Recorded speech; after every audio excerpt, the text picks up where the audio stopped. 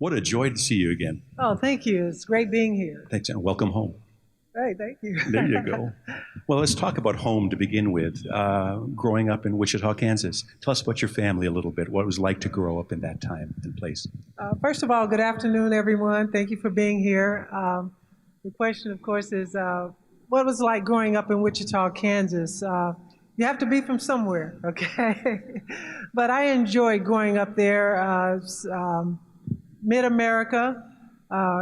We had, a lot of fun with the neighborhood growing up. Just everybody looked out for one another. It was at a time when, if I was doing something around the corner that I wasn't supposed to be doing, my mother knew about it by the time I got home. Like that, yeah. Yes, but I had a great time growing up there, going to school. I still have friends that are there, and home is home. Yeah. I call it the land of Oz, because it's right there in the middle of Kansas, and I certainly took that story, The Wizard of Oz, to heart. My mom, her name was Dorothy.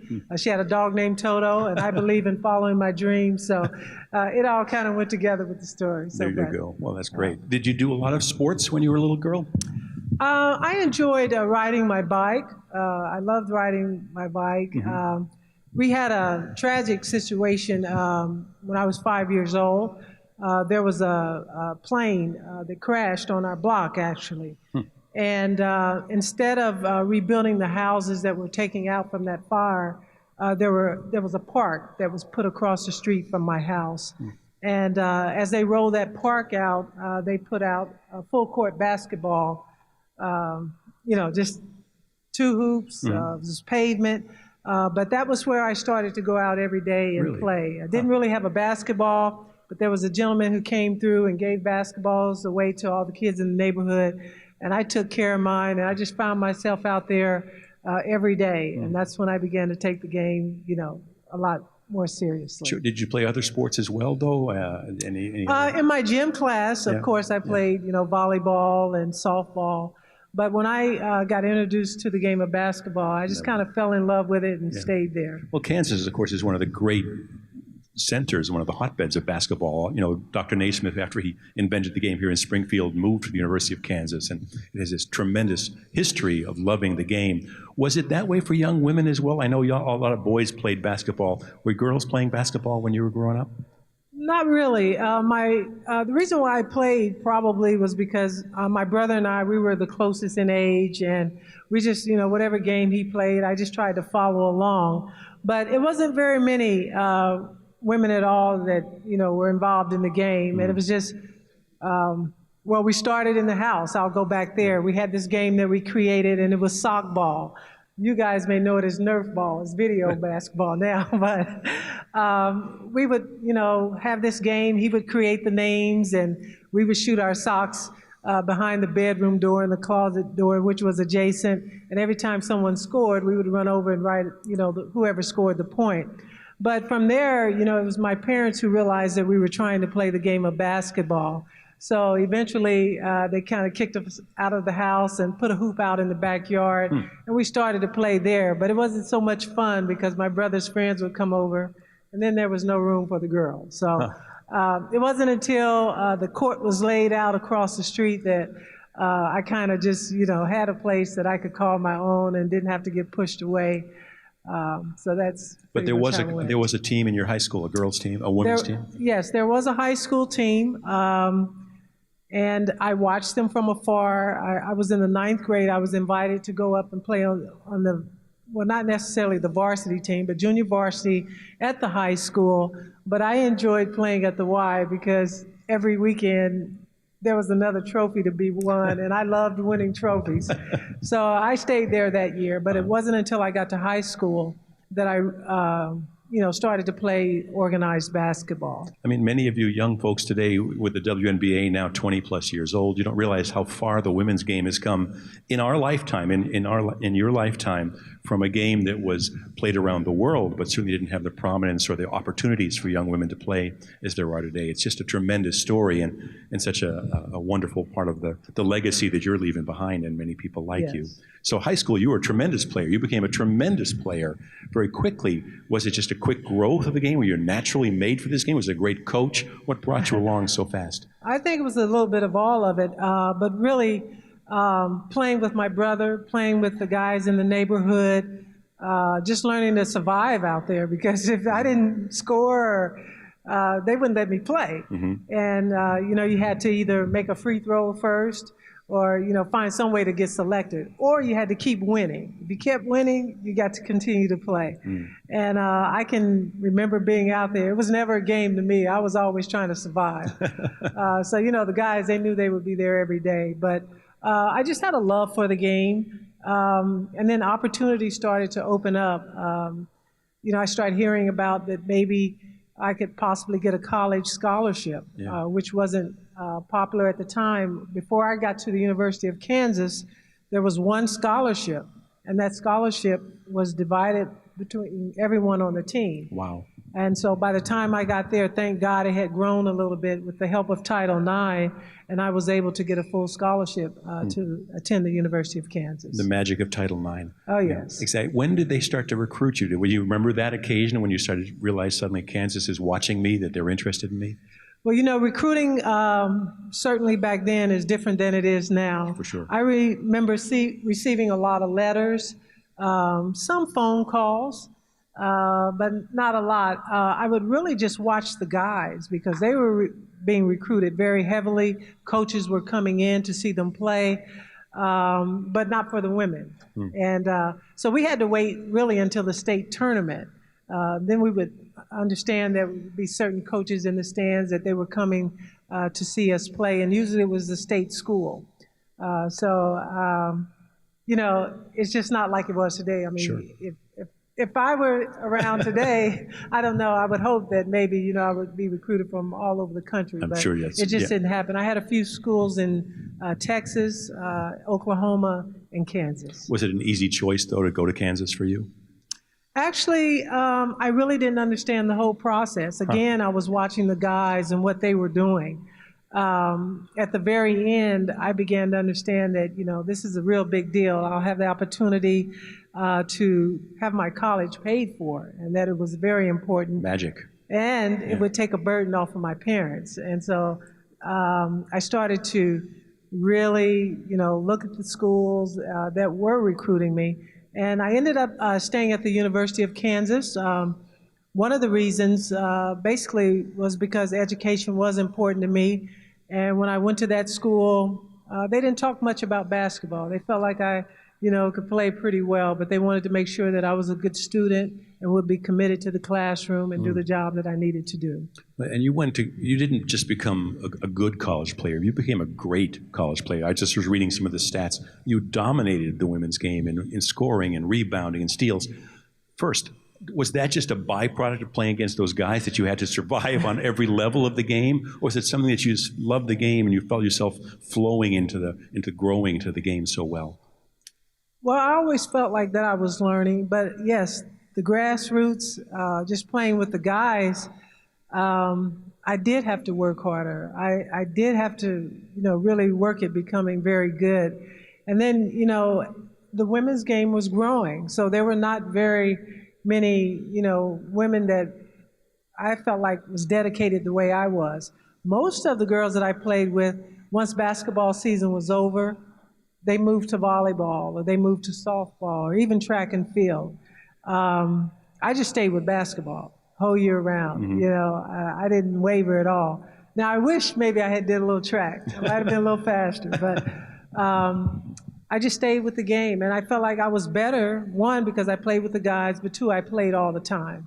And I think that's what made the difference. Was there one coach who particularly grabbed you, or you have one coach who really made a difference in your development along the way, high school, college, someplace you said, boy, this was someone who really made a difference in my life? Yes, I've always appreciated all of my coaches. I had a great high school coach. I had a great AAU coach, and certainly at the University of Kansas, Marion Washington, who guided my career, if you will. But they always presented me with a challenge, and always made me work harder and not just sit back. And for that, I'm forever grateful because it made me the player that, I was. I should mention we're going to have time for a few of you folks to ask questions as well, so please get them into your thoughts. If you have a question for Ms. Woodard, we'll be happy to include you in our conversation as well. Now, your family was steeped in basketball in some other ways. You had a cousin who was a pretty good player. Would you want to talk about him a little bit, or was Yes. that where some other basketball inspiration came from, perhaps? Yes, one of my dreams in growing up was playing for the Harlem Globetrotters. Now, for me, that wasn't far-fetched because my cousin, his name is Hubert Geese Osby. He played with the Globetrotters for over 24 years.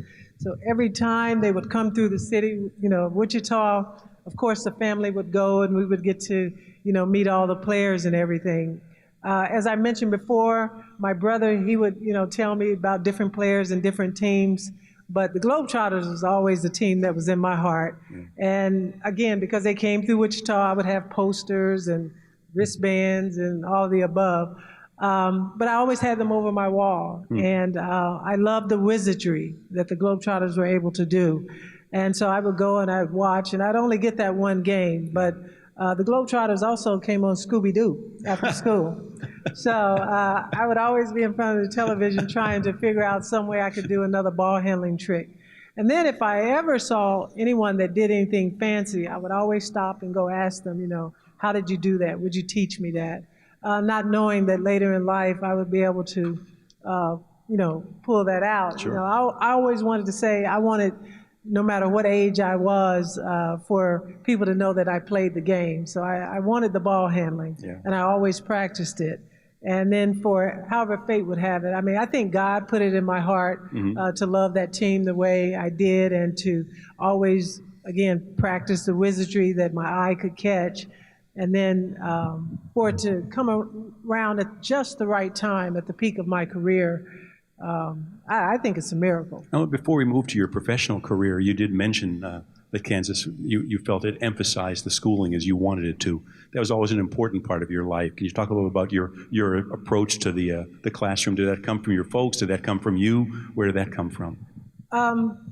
My mom, really. I love the game so much, and she always told me if I didn't get my schoolwork done, don't even think about dribbling the ball. So I think that's a mantra for all families, really. But so it made everything important. I really had to, figure out what college was all about, how to study, how to manage my time, and then, play the game that I really enjoyed. Absolutely. But when you do focus and you have people there to support you, things get a lot easier. And of course, when you graduated from college, this remarkable collegiate career, there was no WNBA. You couldn't make a living playing professional basketball in the States. You went abroad to play basketball. I know you played in Italy and eventually in Japan, which I love Japan. I love Italy too, but fantastic places. But from a young lady from Kansas, was that a giant leap of faith? Was that really hard? Not everyone can just say, well, I'm off to Italy and I don't know the language and new culture, etc. Again, I was one to always follow my dreams. Just having the opportunity to go overseas, to learn a new culture, to learn a new language, I was hyped. I was ready to go. I think you have to have a heart for it. I knew that I loved the game and I wanted to continue to play. And the only way that I could do that was to take those avenues. So when they became available, I always thought that it was the good Lord that was opening up a door for me because things weren't on the horizon. I didn't know they were there. It wasn't until one door closed that another opened. And so I always kind of walked by faith. I always said, if God blessed me with the gift to play this game, then he certainly would provide me with a place to play. And it just seemed to happen that way time after time after time. So now, I look back and I see all the opportunities that are laid out for everyone. I'm just glad that he kept that fire in my heart wanting to play and then, again, blessed me with an opportunity to do so. I have been lucky enough to talk to so many great women players in this kind of circumstance who had the same choices to make at that point. For some of them, it was terrifying. They were scared. They didn't want to leave. They'd never left home. They were alone with a new language, a new culture, crying and kind of in their room and nervous. Did you feel that, or did you love it right away? Did you just say, man, I'm in Italy playing basketball, eating great food, having a wonderful time, Again, I think it has to be in you. And part of my dreaming, I always thought that someone would come and pick me up and take me around the world and play basketball. I didn't know what that looked like. I just know that I would say it to myself. I would dream it when I was out on the basketball court playing. You know, I'd be out in the park, a car might drive by, and I'm like, oh, they're going to come take me around the world, you know. It didn't quite happen that way, but I did get my share of travel. But, you know, I wanted to see the world, whatever that meant. You know, I thought it was fascinating to go to another country. And for me, you know, it's even more beautiful because the world's a little different back then than it is now. So Absolutely. I felt a lot safer. And once I got there and just, you know, got over the homesickness, I mean, I saw a beautiful place. And so I wanted to do it again and again. I'm curious, though, because I mean, Italy is a Western European culture. The food is somewhat familiar. There's a lot of folks. Japan, I did a lot of work in Japan in my life, too. It's very different. It's a very different culture to live and work in. Just the expectations and the way they approach things. How did you adapt to life in Japan? Well, I was a little more mature then, but I enjoyed it very much. Just how hard that the Japanese worked, whatever they decided to do. I mean, my teammates, they worked like maybe a 8 or 10 hour day before they even showed up for practice. But when they got to practice, I mean, they gave everything they had. You know, there was no slacking because I went to work 8 hours a day. You know, I kind of felt guilty about that, you know, because, you know, I had most of my day and then I just had to come to practice, you know. So, but, you know, I was inspired by the Japanese. I played for a company, Daiwa Securities, which was a major company, something comparable to Goldman Sachs, if you will, in New York on the stock exchange. And because of that, you know, I came back here and like, hey, I could be interested in that. And however fate would have it, started to investigate that and again follow my dream and ended up having the opportunity to work on Wall Street. So, you know, you get exposed to different things and you get thoughts in your mind. You say, hey, I can do this too. And somehow the path just opens up. And so anyway, that's how it happened for me. No, it's great. And of course, you had a wonderful international career playing for Team USA as well. And I've often thought that you had kind of the best and the worst Olympic experience you could have. Of course, in 1980, you made the team, and we didn't go. There was the boycott year, which it's crushing, I would think, to make the Olympic team and then not have the team go. In '84, of course, you did go and won gold. Can you talk a little about the Olympic experience and what that was like for you? Yes, playing for the Olympics, number one, is just it's the most awesome experience because you get to represent your country, you know, and you wear the red, white, and blue. And even if you come home with the medal, you're doing great. But if you come home with the gold medal, it's even sweeter.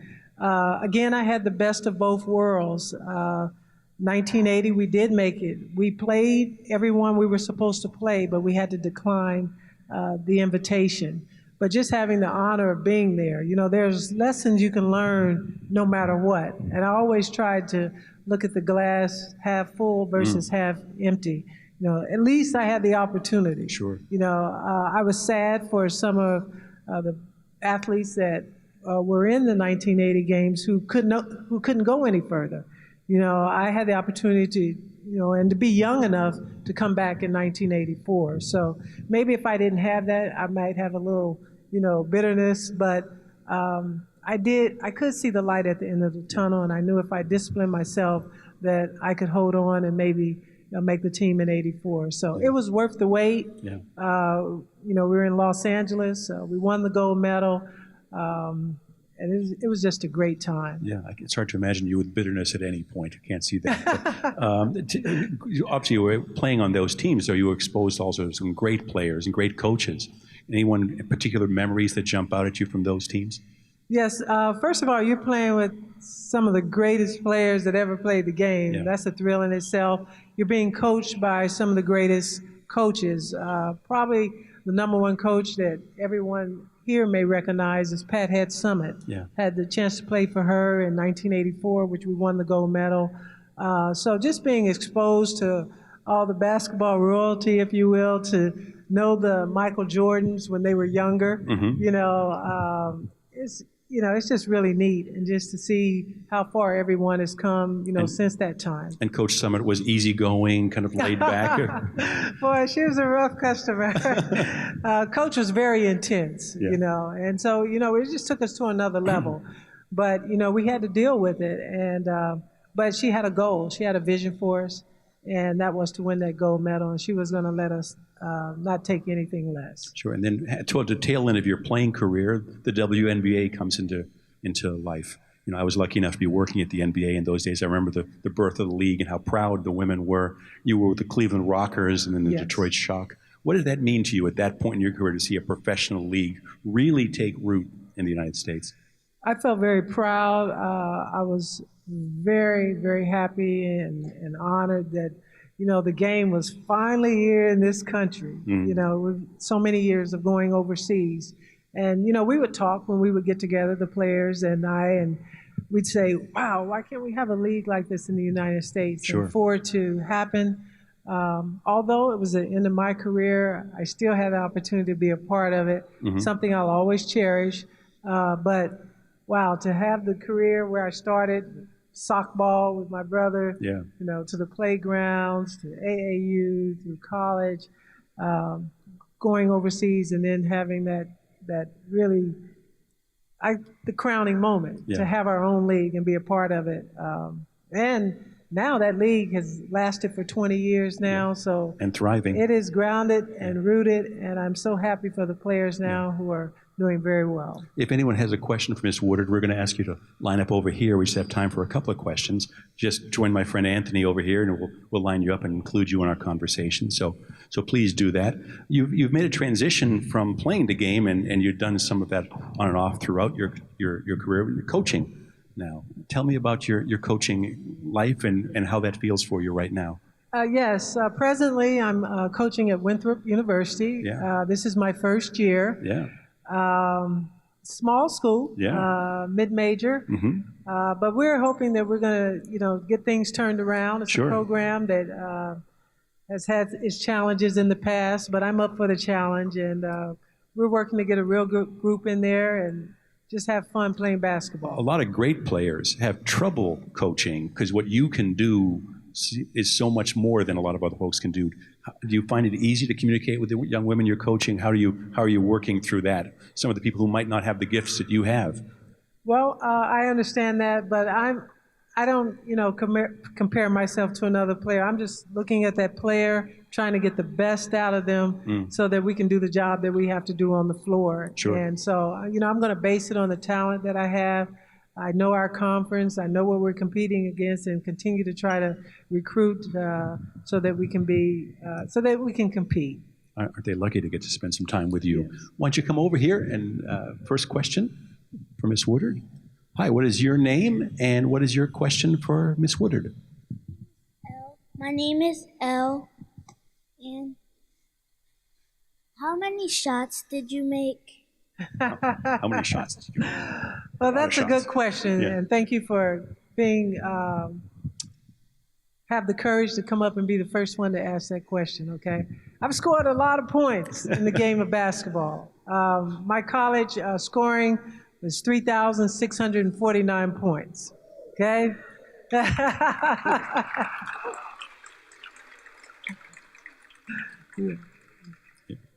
Next one, please. And what is your name and what is your question for Ms. Woodard? My name is Jaden, and did you make any moves to get across from your opponent? Oh, yes. I've had to have a lot of moves. Probably some of my favorite probably was a spin move. Also just like floating in the air. I had the good fortune of watching a player by the name of Dr. J. And you probably remember Michael, but Dr. J was the first one that took off from the free throw line and went all the way in and dunked it, okay? So I couldn't dunk it, but I did try to take off, okay? Exactly. So I like to float in the air a lot. Yeah, thanks, Jay. Thank you for your question. Come on over, my friend. Red Sox fan, what is your name and what is your question, please? My name is Nehemiah. My question is, how tall were you? How tall are you? How tall am I? I'm 5'11", but with my shoes, I'm probably about 6'2". Okay. Exactly. I like to think that I played about 6'5", though. Okay. Thanks. Come on over. Oh, Cavaliers fan here. What is your name and what's your question, please? My name is Paul, and I wanted to know if you could dunk on 10 foot. Could I dunk on 10 foot? I have dunked the basketball on 10-foot goal. I was invited to a tournament in New York City. It was right in front of Madison Square Garden. And, you know, when you're from Kansas and you're talking like you can play basketball in New York City, there's going to be someone around the corner. So they rolled out a basket and they said, well, we heard you could dunk. I said, yes, yes, sir. And so they said, put up or shut up. I don't know. I took wings that day. It happened. Okay, so I did dunk it out there. I didn't do it in a game, although I tried. But yes, I have dunked the basketball. Nice to see you, Paul. Nice to see you, Thank you Paul. for your question. Thanks for your question. Come on over, Val. What is your name and what is your question for Miss Woodard? My name's Aiden, and my question is, have you ever dunked on somebody?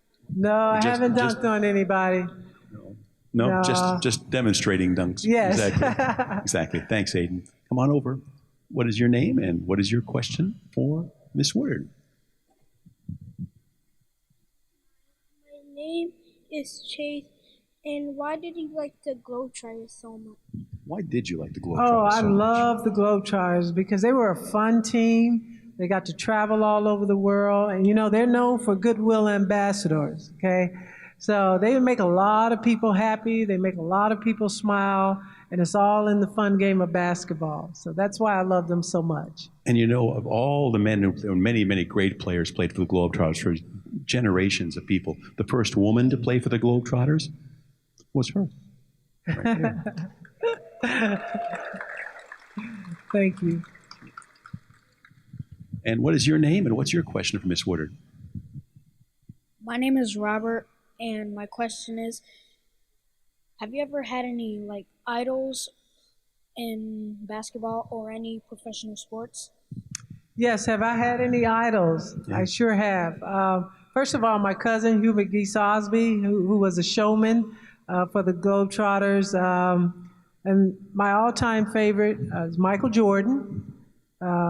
He's the guy that was in our era, and I just love him to death. And Julius, I know, was always Oh, important. yeah, Dr. J. Yeah. Dr. J. Can you talk a But little bit? there's so many. I mean, it's really hard to pinpoint one, but I guess the popularity of Michael makes me call him first, but I love George Gervin. I love Nice. Dr. J, you know.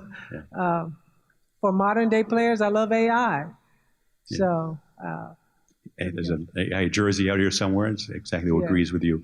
Talk about that first moment when you actually got to play, living out that childhood dream of playing with the Globetrotters. What was that like? it was surreal.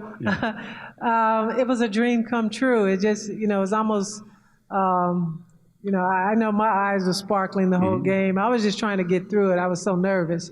But once I got through that first game, it just became second nature. It just became second nature. Oh, it's great. And we have a new segment in our Legends of the Game program this year. As you see, we have a jacket here. We have a new Hall of Fame jackets that we started rolling out last year from the Hager Corporation and the distinctive Naismith orange color. I have a question for you today from the Hager Innovator Question of the Day, which basically is you've been very successful both on and off the court. You mentioned working on Wall Street and in the business world.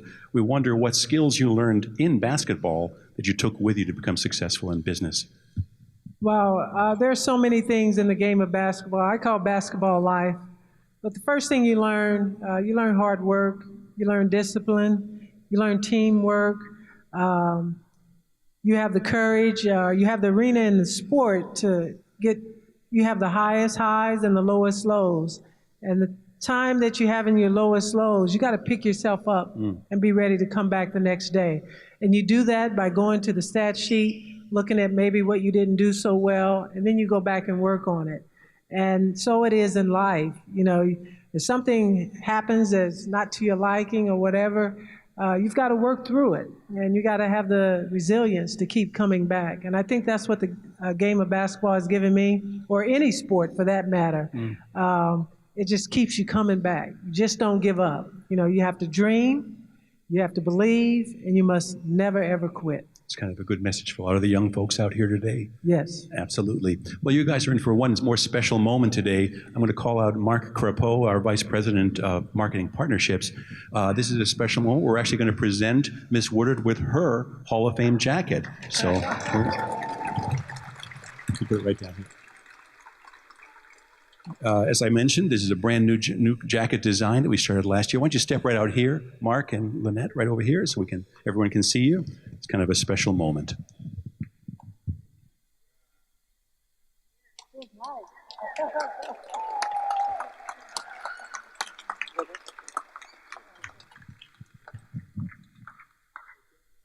Here you go, Mark. I got it. Okay, thank you, though, Paul. Lynette, I just want you to know, and everyone here to know, there are only 377 people in the world ever that are part of the Basketball Hall of Fame, and you're one of those. You were one of those members.